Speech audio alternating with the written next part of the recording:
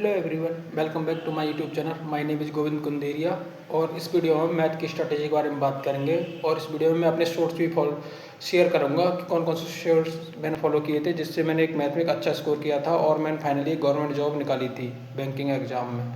Okay, तो उससे पहले आपको बता देता हूँ कि मैंने अभी SBI JEE में सिलेक्टेड हूँ, पर इससे पहले भी मैंने RRB के दोनों एग्ज़ाम दिए थे और RRB क्लर्क की रिजर्व लिस्ट में हूँ और RRB PO का भी मैंने इंटरव्यू भी दिया था। फाइनल मेरिट लिस्ट में मैं 3 मार्क्स रहा था। IPS PO भी दिया है मेंस और IPS क्लर्क भी मेंस दिया था मैंने। तो इन सब में जो मैंने मेंस दिया है, प्रीलिम्स दिया, तो इसके बेस पे मैं आपको प्रीलिम्स प्लस मेंस के लिए मैथ की स्ट्रेटजी इस पर शेयर करूँगा। ओके, तो चलिए वीडियो को शुरू करते हैं। तो मैथ जनरली बैंकिंग एग्जाम में 3 टाइप की होती है, 3 सेक्शन में बटी हुई होती है: स्पीड मैथ, डाटा इंटरप्रिटेशन और अर्थमेटिक। और इन तीनों पार्ट में जो तीनों ही सेम इम्पोर्टेंट होते हैं, लेकिन अभी रिसेंट ट्रेंड ये चल रहा है कि स्पीड मैथ का वेटेज थोड़ा कम होता जा रहा है। नहीं तो क्लरिकल एग्जाम में 10 से 15 मार्क की स्पीड मैथ आती थी, पर अब कम होती जा रही है। और PO के एग्जाम में भी 8 से 10 मार्क के क्वेश्चन आते थे, पर अभी मैंने IPS PO SBI PO attempt किया था, तो SBI PO दे के आया, तो उसमें 3 क्वेश्चन ही मुझे स्पीड मैथ के मिले थे। ज़्यादातर DI और अर्थमेटिक का वेटेज अब ज़्यादा बढ़ता जा रहा है, तो इसीलिए आपको तीनों ही सेक्शन अच्छे से कवर करने हैं, आपको अच्छे से पढ़ने हैं। तो इनके लिए मैं आपको बता देता हूँ। सबसे पहले तो आपको स्पीड मैथ के लिए बताता हूँ। तो स्पीड मैथ को अगर आपको स्ट्रॉन्ग करना है तो स्पीड मैथ बहुत ही जनरल होती है, जिसमें आपको कम से कम 25 तक के स्क्वायर, 25 तक के तो क्यों आने चाहिए आपको, और 50 से 60 तक स्क्वायर आने चाहिए, और कम से कम 25 से 30 तक की टेबल आपको बिल्कुल बाय हार्ट आनी चाहिए, बिल्कुल अच्छे से आनी चाहिए, आपको ये आनी चाहिए। और ये आपको बहुत कैलकुलेशन में बहुत हेल्प करेंगे ये आपको टेबल। और ये आपको परसेंटेज वैल्यू बाय हार्ट आनी चाहिए। परसेंटेज वैल्यू के लिए आपको जैसे कि कोई टीचर पढ़ाता है तो जो परसेंटेज टॉपिक शुरू करते हैं तो उसमें वो सारे परसेंटेज वैल्यू रखते हैं, जैसे कि 11.11% की वैल्यू क्या होती है, 37.5% की वैल्यू क्या होती है। ऐसी सारी परसेंटेज वैल्यू कॉपी नोटबुक में आपको नोट कर लेनी है और उन सबको रिवाइज करना है, मल्टीपल टाइम रिवाइज करना है। तो आपको ये सिर्फ परसेंटेज के लिए नहीं, सारे टेबल, क्यू, स्क्वायर और परसेंटेज वैल्यू सबको लिखना है। एक नोटबुक बनानी है, उसमें शुरू के 4-5 पेज पे यही लिखना है आपको और उन्हें रोज रिवाइज करना है। या आप हो सकता है आप एक स्टडी टेबल पे जहाँ पढ़ते हो वहाँ पे ये सारे लगा कर रख लो और वहाँ पे आप उनको रोज रिवाइज करो, तो इससे आपकी स्पीड मैथ बहुत अच्छी हो जाएगी। और आपको फिर इसके बाद स्पीड मैथ के क्वेश्चन की प्रैक्टिस करनी है। उसके बाद आना है आपको DI सेक्शन पे। तो DI के लिए आपको कोई टीचर फॉलो करना पड़ेगा। इन माई केस मैंने कौन से टीचर फॉलो किए थे, तो मैंने कौशिक मोहंती सर को फॉलो किया था और अरुण सर हैं एक, उनको फॉलो किया था। उनकी शॉर्ट ट्रिक अच्छी होती हैं, तो इन दोनों को टीचरों को फॉलो किया था। और मैंने ज़्यादातर तो मैं कौशिक मोहंती सर से ही पढ़ी थी।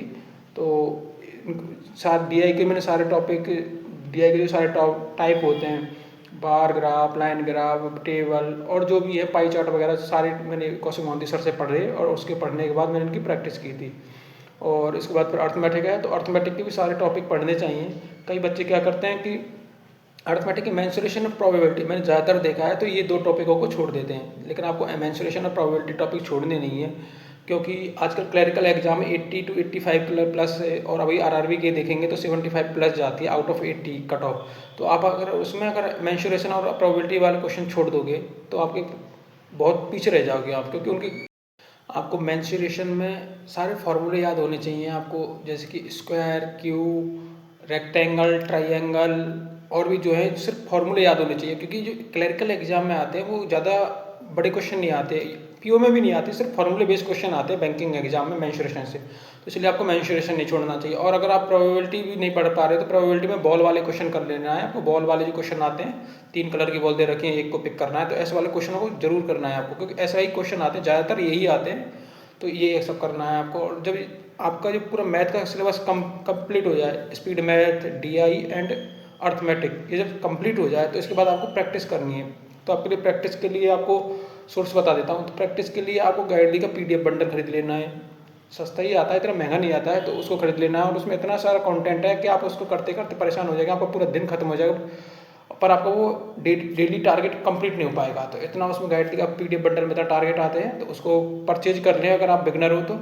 और अगर फ्री में अगर प्रैक्टिस करना चाहते हो तो अड्डा की क्विज आती है फ्री की, उन्हें अटेम्प्ट करना है। प्रैक्टिस मॉक, ऑली बोर्ड, जो भी मॉक टेस्ट सीरीज है वो सब में फ्री में भी क्विज प्रोवाइड करती हैं, तो आप उन क्विज को अटेम्प्ट कर सकते हैं।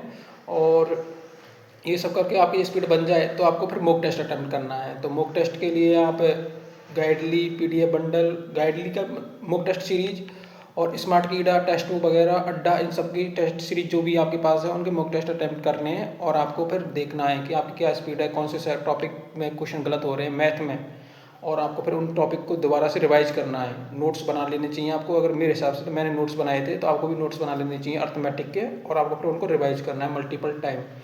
तो इस तरह से आपके मैथ में एक अच्छा स्कोर आने लगेगा, और प्रैक्टिस करते रहना है आपको, और इस तरह से आपकी मैथ स्ट्रांग हो जाएगी। ओके, तो ये मेरे थे सारे सोर्स जो मैंने आपके साथ इस वीडियो में शेयर किए हैं। अगर आपका कोई डाउट है तो आप कमेंट कॉलम में पूछ सकते हो, मैं उसको रिजॉल्व करने की कोशिश करूँगा, और पर्सनली आपको रिप्लाई करूँगा, जो भी होगा उसका जो भी सॉल्यूशन होगा वो प्रोवाइड करने की कोशिश करूँगा। ओके, अगर आपको वीडियो अच्छी लगी तो चैनल को सब्सक्राइब करें, वीडियो को लाइक करें, और अपने दोस्तों के साथ शेयर भी करें। Thank you for watching the video.